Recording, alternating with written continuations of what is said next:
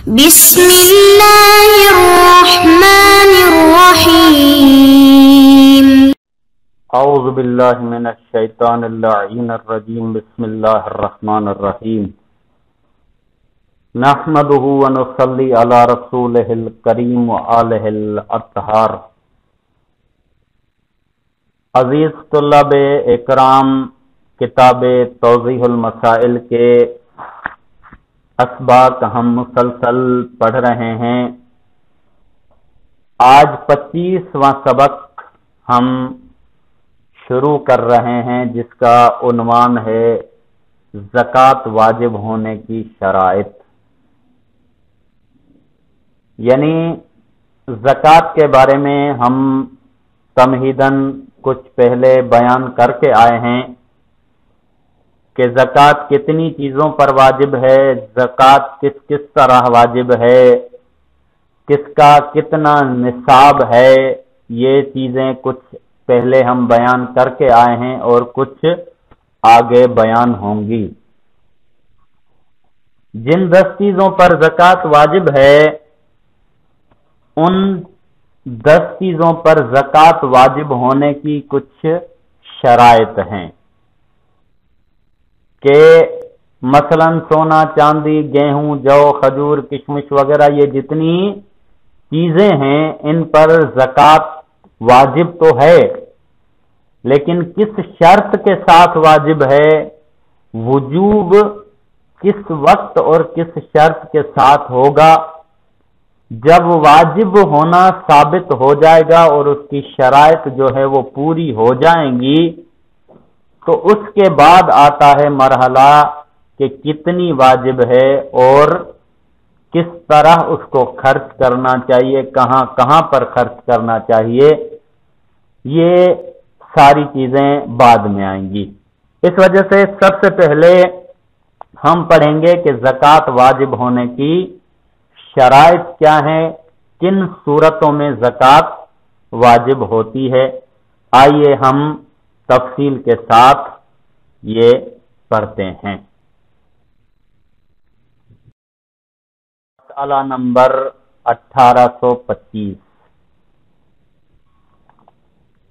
گیہوں، جو، کشمش اور کھجور میں زکوٰۃ ثابت ہونے کے لیے، جیسا کہ سابقہ مسئلے میں بتایا گیا ہے، معتبر نہیں ہے کہ ان کا مالک ان میں تصرف کر سکے۔ یعنی یہ 4 چیزیں جو ہیں، گیہوں، جو، کشمش اور کھجور، پہلے بھی ہم بیان کر کے آئے ہیں کہ ان کا مالک جو ہے اس کا بالغ اور عاقل ہونا ضروری نہیں ہے۔ اگر نابالغ ہو تب بھی اس پر زکوٰۃ واجب ہے، اگر عاقل نہ ہو تب بھی اس پر زکوٰۃ واجب ہے مال پر۔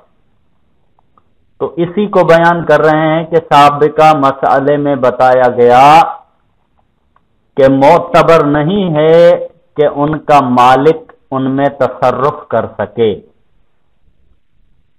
تصرف کا مطلب یہ ہے کہ ضروری نہیں ہے کہ وہ چیزیں ابھی اس کے استعمال میں ہوں یا ان کے اندر جو ہے وہ استعمال ابھی کر سکتا ہے، ایسا ضروری نہیں ہے۔ بس اگر مال مالک یا اس کے وکیل کے ہاتھ میں نہ ہو، مثلا کسی نے ان چیزوں کو غصب کر لیا ہو، تو جب مال انہیں مل جائے تو زکوٰۃ اس پر واجب ہے۔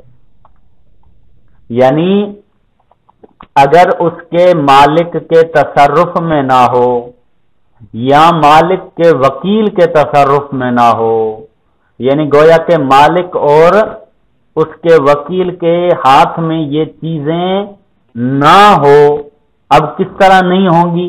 مثال خود دے رہے ہیں کہ کسی نے ان چیزوں کو غصب کر لیا ہو، مثلا کسی نے اس پہ قبضہ کر لیا ہے، اب ان کے استعمال میں نہیں ہے، ان کے تصرف میں نہیں ہے، ان کے ہاتھ میں نہیں ہے، تو جب مال انہیں مل جائے تو زکوٰۃ اس پر واجب ہے. کہہ رہے ہیں کہ جب بھی اسے مال مل جائے، مثلا کسی نے غصب کر لیا، کچھ عرصے کے لیے اس پر قبضہ کر لیا، اس کے تصرف میں نہیں ہے، لیکن جب بھی اسے واپس ملے تو اس پر زکوٰۃ واجب ہے اور اس کو اس کی زکوٰۃ ادا کرنی پڑے گی. اب آ جائیے مسئلہ نمبر 1826. اگر گائے، بھیڑ، اونٹ، سونے اور چاندی کا مالک سال کا کچھ حصہ مست، بے ہوش، بے حواس یا بے ہوش رہے تو زکوٰۃ اس پر سے ساقط نہیں ہوتی. اور اسی طرح گیہوں، جو، کھجور اور کشمش کا مالک زکوٰۃ واجب ہونے کے موقع پر مست یا بے ہوش ہو جائے تو بھی یہی حکم ہے. کہنے کے مثلا اگر گائے ہے، بھیڑ ہے، اونٹ ہے، سونا، چاندی وغیرہ، ان کا مالک جو ہے وہ پورا سال نہیں بلکہ سال کا کچھ حصہ مست رہتا ہے. مست یعنی بے حواس، ہوش و حواس میں نہیں ہے، یا بے ہوش رہے، مثلا کسی بیماری کی وجہ سے بے ہوش ہو گیا، تو زکوٰۃ اس پر سے ساقط نہیں ہوتی. جب بھی وہ مستی سے باہر نکل آئے، جب وہ بے ہوشی سے باہر نکل آئے تو ان چیزوں پر زکوٰۃ واجب ہے. اور اسی طرح گیہوں، جو، کھجور اور کشمش کا مالک زکوٰۃ وہ واجب ہونے کے موقع پر مست یا بے ہوش ہو جائے تو بھی یہی حکم ہے. یعنی گیہوں، جو، کھجور اور کشمش کا مالک جو ہے جس وقت زکوٰۃ واجب ہو رہی ہے اس وقت وہ مست ہو گیا، بے حواس ہو گیا یا بے ہوش ہو گیا تو اس کے لیے بھی یہی حکم ہے کہ اس سے زکوٰۃ ساقط نہیں ہوگی. جب بھی وہ مستی سے باہر آ جائے، جب بھی وہ ہوش میں آ جائے تو اس کے اوپر زکوٰۃ واجب ہے اور اس کو وہ زکوٰۃ ادا کرنی پڑے گی. اب آ جائیے مسئلہ نمبر 1827. گیہوں، جو، کھجور اور کشمش کے علاوہ دوسری چیزوں میں زکوٰۃ ثابت ہونے کے لیے یہ شرط ہے کہ مالک شرعی اور تکوینی طور پر اس مال میں تصرف کرنے کی قدرت رکھتا ہو. اب یہاں پر کہہ رہے ہیں کہ یہ چار چیزیں جو ہم نے پہلے ہی بتائی کہ ان کا مالک جو ہے وہ عاقل اور بالغ ہونا ضروری نہیں ہے، یہ پہلے مسئلے میں ہم نے بتا دیا تھا. اب جب بالغ و عاقل نہ ہو تو ظاہر ہے کہ اس کا تصرف بھی نہیں ہوگا ان چیزوں میں، تو اس کی تو کوئی بات ہی نہیں ہے. کہہ رہے ہیں کہ گیہوں، جو، کھجور اور کشمش کے علاوہ دوسری چیزوں، ان چار کے علاوہ، ان چار کا حکم تو واضح ہے، ان کے علاوہ جو چیزیں ہیں ان کے زکوٰۃ ثابت ہونے کے لیے یہ شرط ہے کہ مالک شرعی اور تکوینی طور پر اس مال میں تصرف کرنے کی قدرت رکھتا ہو. یعنی شرعی طور پر بھی اس کا مالک ہو اور اس میں تصرف کر سکتا ہو. مثلا ایسی کوئی شرعی ممانعت نہ ہو، کوئی ایسی شرعی رکاوٹ نہ ہو کہ جس کی وجہ سے وہ مال میں تصرف نہ کر سکے. اور تکوینی یعنی تکوین سے یہاں پہ مراد جو ہے وہ صلاحیت بھی ہو اس میں کہ وہ مال میں تصرف کر سکے. اگر شرعی اور تکوینی طور پر وہ مال میں تصرف کرنے کی قدرت رکھتا ہو تو زکوٰۃ واجب ہے، زکوٰۃ ثابت ہے، ورنہ ان چار چیزوں کے علاوہ دوسری چیزوں میں زکوٰۃ ثابت نہیں ہوگی. پس اگر کسی نے اس مال کو غصب کر لیا ہو جو قابل توجہ مدت شمار کی جائے یا شرعی طور پر مالک اس مال میں تصرف نہ کر سکتا ہو تو اس میں زکوٰۃ نہیں ہے۔ کہنے کہ مثلا اگر مال کو غصب کر لیا، اب قابل توجہ مدت یعنی کافی مدت تک جو ہے وہ غصب ہے، اس کو مالک استعمال نہیں کر پا رہا، مالک کے تصرف میں وہ چیز نہیں ہے، ایک صورت یہ۔ دوسری صورت یہ کہ یا شرعی طور پر مالک اس میں تصرف نہ کر سکتا ہو، ایسی کوئی شرعی ممانعت ہے کہ جس کی وجہ سے مالک اس میں تصرف نہیں کر سکتا، تو کریں کہ ان دونوں صورتوں میں ان چار چیزوں کو چھوڑ کر گیہوں، جو، کھجور اور کشمش، ان کے علاوہ باقی جو چیزیں ہیں ان میں زکوٰۃ نہیں ہے، یعنی اگر وہ تصرف نہیں کر سکتا تو اس پر زکوٰۃ نہیں ہے، اگر وہ تصرف کر سکتا ہے تو اس صورت میں اس کے اوپر زکوٰۃ واجب ہے۔ اب آ جائیے مسئلہ نمبر 1828۔